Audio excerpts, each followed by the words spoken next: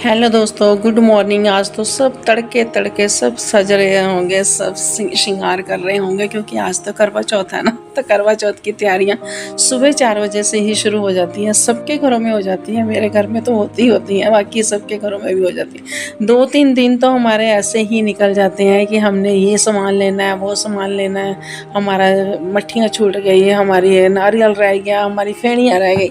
तो ये सब लेके जब हम उस दिन तैयारी करते हैं तो कितना अच्छा लगता है, बहुत मन को खुशी से होती है। ये करवा चौथ का व्रत ही कुछ ऐसा होता है कि हर लेडीज़ को बहुत खुशी होती है इस व्रत की। करवा चौथ दोस्तों, तो आज करवा चौथ का मॉर्निंग है, तो अभी 4 बजे हैं और मैं उठ गई हूँ। तो उठ के मैं अब लगी हूँ जो सारी तैयारी करने। कुछ नहीं बना रही आज, सिर्फ हल्की सी सिर्फ फेनियाँ बना रही हूँ और कुछ नहीं बना रही।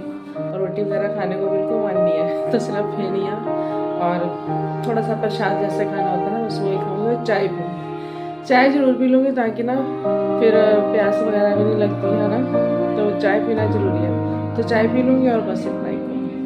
हमारे 4 बजे सुबह उठ जाते हैं और उसके बाद फिर अपना ये सरगी वगैरह खानी है, तो उसके बाद ही अपना फिर करवा चौथ स्टार्ट हो जाता है। तो मैं नहा धो के अभी आई हूँ, अब मैं आके तो सीधा बस चाय बना रही हूँ। तो चाय पी के और वो थोड़ा सा प्रसाद खा के उसके बाद हमारा करवा चौथ व्रत स्टार्ट हो जाएगा।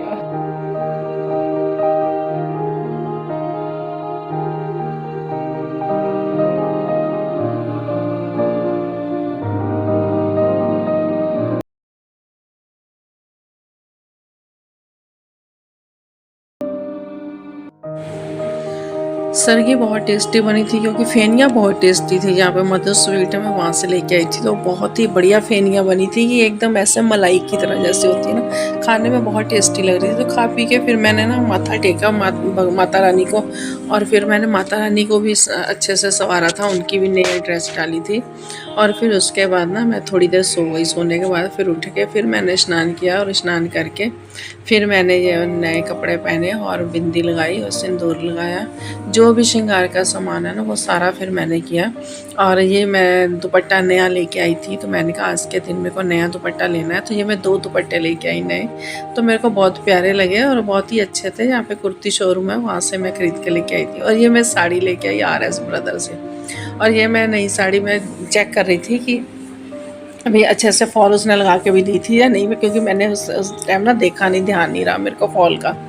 तो फिर उसके बाद मैंने नेल पॉलिश लगाई है और नेल पॉलिश लगा के फिर मैं चूड़ियाँ लेके आई थी। तो मैं चूड़ियाँ अभी डालने लगी थी, तो फिर मैंने सोचा पहले इसका पूरा सेट बना लूँ, क्योंकि मैं गोल्ड की और भी चूड़ियाँ लेके आई थी, तो उनको सबको मैंने मिक्स करके तो सेट बनाया। और उसके बाद फिर मैं अपना जो रूटीन का, जैसे रोज़ का रूटीन होता है ना, खाना बनाना ही बनाना है। और चाहे तुम्हारा फास्ट है चाहे कुछ भी है, तुमने बाकी घर के मेंबर्स के लिए तो खाना बनाना ही है ना, तो काम भी सारा करना है। तो मैंने धीरे धीरे सारा काम भी किया और किचन भी साफ़ की और बाकी भी धीरे धीरे सब करती रही। और ये मैं इनको फेनियाँ बना के दे रही थी अपने हस्बैंड और बच्चों के लिए, और साथ में मैं मटर पनीर की सब्ज़ी बना रही थी, क्योंकि मैंने कहा अब आज दाल नहीं बनाऊंगी। आज मेरा बिल्कुल मन नहीं था दाल बनाने का, मेरे को था कि एकदम से अलग सा कुछ बढ़िया सा बनाए। तो मैंने मटर पनीर की सब्ज़ी बनाई और मैंने कोफ्ते बनाए घिया के साथ में। मैंने चावल और रोटी नहीं बनाई, पूरियाँ बनाई थी। तो ये फिर मैंने ना अभी लंच में तो इनको सिर्फ ना मटर पनीर की सब्ज़ी और रोटी बना के ही इनको मैंने बच्चों को टिफ़िन में पैक कर दिया था। और फेनियों में मैंने सिर्फ दूध गर्म किया और उसमें चीनी डाली है और मैंने उसमें फेनियाँ डाल दी, और उसमें कुछ डालने की ज़रूरत नहीं थी। अगर हम चाहें ना ड्राई फ्रूट डालना डाल भी सकते हैं, लेकिन सिंपल ये अच्छी लगती हैं। ड्राई फ्रूट तो हम बाकी सेमियों में डालते ही रहते हैं। तो ये मैं पनीर कट कर रही थी, क्योंकि मैंने कहा चल जल्दी जल्दी पहले इसकी सब्ज़ी ज़रूर तैयार कर दो, क्योंकि मेरे बेटे को फिर लेट हो जाना था ऑफिस जाने के लिए। तो सबसे पहले मैंने मटर पनीर की सब्ज़ी बनाई है, और उसके बाद मैंने साथ के साथ ना जो भी बर्तन थे ना किचन वगैरह के, वो मैंने सारे साफ़ कर लिए, क्योंकि ना फिर वो रात तक बहुत सारा ढेर इकट्ठा हो जाता है, उनको फिर मांजने में बहुत दिक्कत आती है। तो ये छोटे मोटे जो बर्तन होते हैं मैं साथ के साथ ही धो देती हूँ। जैसे आटा गूंदा उसकी परात भी साथ के साथ कर ली, और ये मिक्सी ग्राइंडर जो भी है ना साथ के साथ में करके तो किचन को एकदम से साफ़ कर लेती हूँ। तो मुझे अच्छा लगता है हमारी किचन साफ़ सुथरी हो तो बढ़िया हो। तो उसके बाद मैंने ना आटा मैंने गूँध के रख लिया था पहले से ही। बहुत से काम मैं पहले से करके रख लेती हूँ और वो मैं आपको नहीं बता पाई। तो मैंने फिर इनको पराठे इसके बना दिए, तो पराठे बनाए और साथ में ही मैंने इनका टिफ़िन पैक कर दिया था। फिर उसके बाद मैं फिर बैठ गई अपनी पायल वगैरह डालने, क्योंकि वो भी डालनी ज़रूरी थी। बिछिया और पायल मैंने डाली नहीं थी, मैं भूल गई कि मैंने बिछिया और पायल नहीं डाली, तो फिर मैं वो डालने लग गई। तो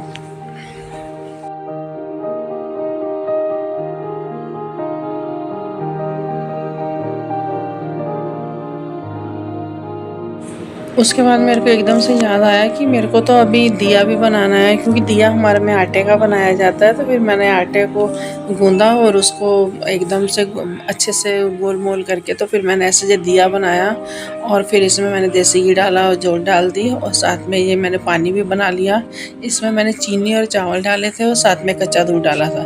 तो इसी का ही अर्घ दिया जाता है ना। तो फिर मेरे को अपनी थाली भी तैयार करनी थी। इसमें मैंने चंदन डाला और कुमकुम डाला और ये मौली रखी है, और साथ में ही मैंने इसमें चावल रखे हैं, कच्चे चावल, और थोड़ी सी चीनी रखी, और साथ में मैंने बर्फ़ी रखी है, और साथ में मैंने नारियल तक रखा। ज़रूरी नहीं आपने बर्फ़ी रखनी है, मीठे में आप कुछ भी रख सकते हो, लेकिन नारियल कंपल्सरी है। ये सब ना अर्घ देने की जो सी तैयारी करनी पड़ती है ना, वो सारी मैंने पहले ही करके रख ली थी। और फिर साथ में ही मैंने अपनी थाली मंजनी थी, वो तो मैंने सुबह ही निकाल ली थी, उसी को ही मैंने वो कर लिया था। तो ये छलनी से मैंने चाँद देखना था।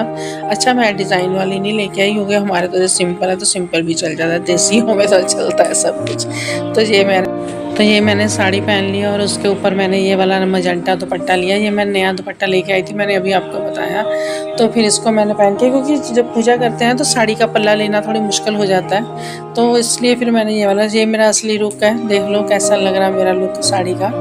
और साथ में मैंने अपनी लगी थी थाली मंचने। तो अब मैंने ना उस पर फ़ोन पे मैंने वो कथा चला ली थी अपनी बीरों की, और वही फिर मैंने व्रत की कथा सुनी थी, और साथ में मैंने थाली को भी मंच लिया था, और ये मैं दीपक जला रही थी। और उसके बाद पूजा कर ली। पूजा करके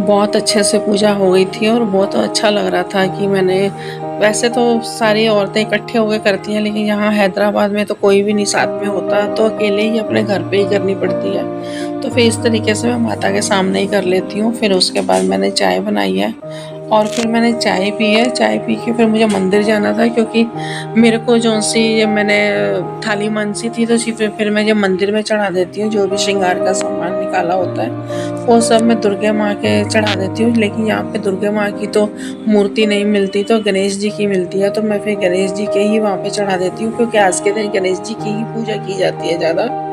तो यहाँ पे तो हैदराबाद में तो सारे ही गणेश जी की पूजा करते हैं आज के दिन। हम करवा चौथ रखते हैं, लेकिन ये गणेश जी की पूजा करते हैं। ये गणेश जी की पूजा का अब टाइम हो चुका था, तो अब शाम को इन्होंने स्टार्ट करना था, तो मैं पहले ही चली गई और मैंने जाके वहाँ पे अपना चढ़ा दिया सारा जो भी मैंने मनसा था, और फिर मैंने भगवान के चरण स्पर्श किया और माथा टेका उनको। तो फिर उसके बाद मैं आई हूँ बाहर, तो बाहर भी भोलेनाथ जी की प्रतिमा थी, वहाँ पर भी मैंने अच्छे से माथा टेका।